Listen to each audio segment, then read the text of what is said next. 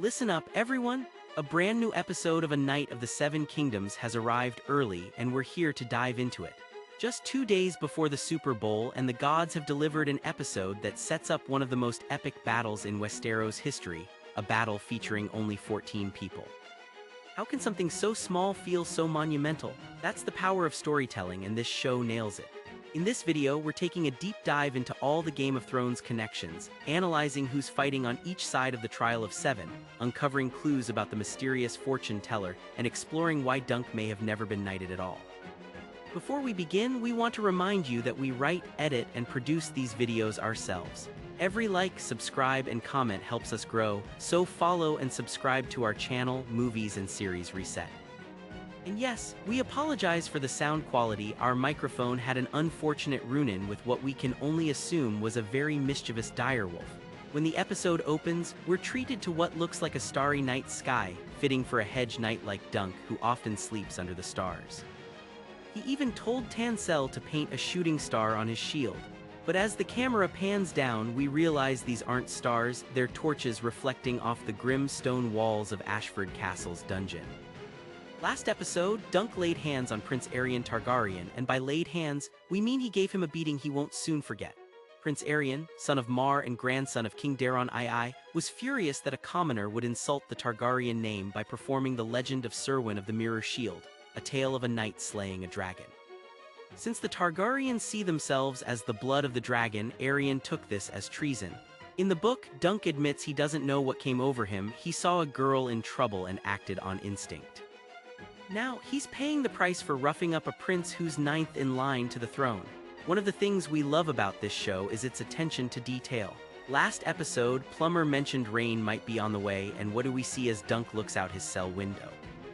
Rain and a rat. But unlike the rats in King's Landing, which are treated like pests, Dunk gently pets this one. Having grown up in Flea Bottom, he knows what it's like to be at the bottom.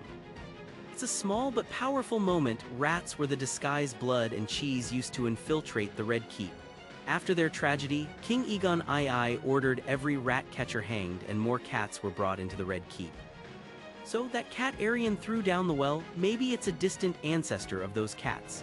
The rain and the rat are classic examples of pathetic fallacy, the rain foreshadowing Dunk's descent into the Trial of Seven, and the rat hinting at the betrayal of Sir Steffon Fossaway.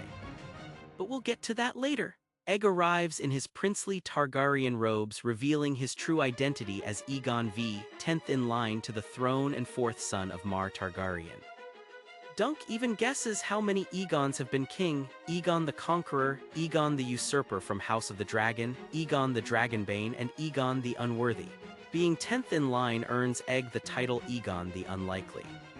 But last episode, a fortune teller claimed Egg would die as king in a fire. Here's where things get interesting. The actress playing the fortune teller is the same one who played the innkeeper in episode 1.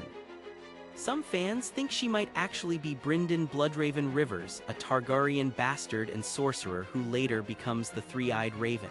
He had the power to glamour himself to look like others, and he was alive during the Ashford tourney. Could this be a hint? Let us know what you think. Dreams, visions, and prophecies have always played a huge role in the Game of Thrones universe.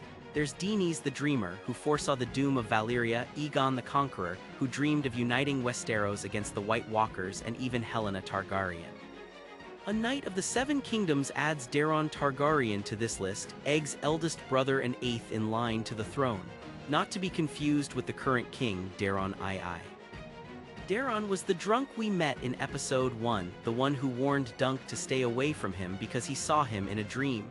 Daeron was supposed to take Egg to the tourney, but since he had no intention of fighting, Egg went looking for a knight to squire for.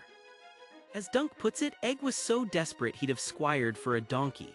Daeron tells Dunk his dreams aren't like ours, they come true. In his dream, he saw Dunk, a large fire and a dead dragon with wings so vast they could cover all of Ashford Meadow. But this can't be literal. Dragons haven't been seen in Westeros for 56 years. The last one died in 153 AC, small and sickly, never even given a name.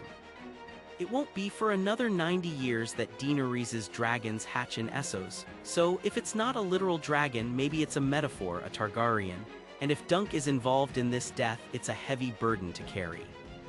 Egg brings Dunk food and an apology. He lied and Dunk is rightfully furious. Without Egg, he wouldn't be in this mess. To make matters worse, Dunk thought this was all a joke to humiliate him.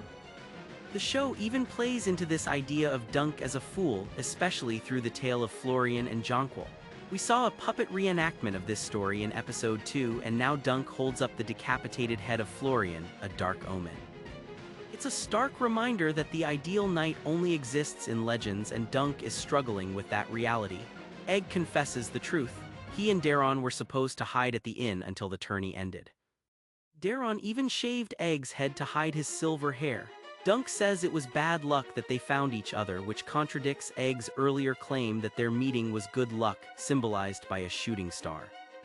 Dunk then meets with Egg's uncle, Baelor Targaryen, the Hand of the King and next in line for the Iron Throne. Baelor is smart, pragmatic, and well-read, very much like King Viserys from House of the Dragon. He doesn't rush to judgment, unlike some kings we've seen. There are small details here that reveal Baelor's character. He's surrounded by books showing his dedication to knowledge. He's calm even when Dunk raises his voice. Most importantly, Baelor puts justice above family. He could have executed Dunk based on Aerion and Daron's testimony, but he doesn't. Instead, he informs Dunk of his right to a trial by combat. However, Baelor's hands are tied. Dunk did lay hands on a prince, and the last person who did that lost a hand. Since Dunk used both his hand and foot, he'd lose both. This is why Baelor suggests a trial by combat, letting the gods decide.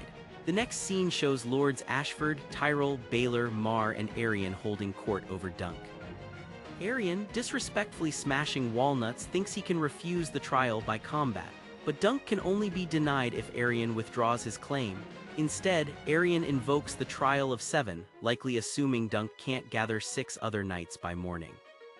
Baelor's hands are tied again. It's Aerion's right. And let's not forget Lord Ashford kneeling to pick up Aerion's nut. Some things you just can't unsee.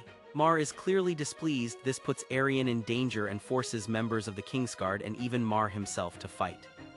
Once dismissed, Dunk laments his fate, asking his horse if he's going to die. Last episode, Egg mentioned his father thought talking to horses was useless because they're stupid, but Dunk isn't giving up yet.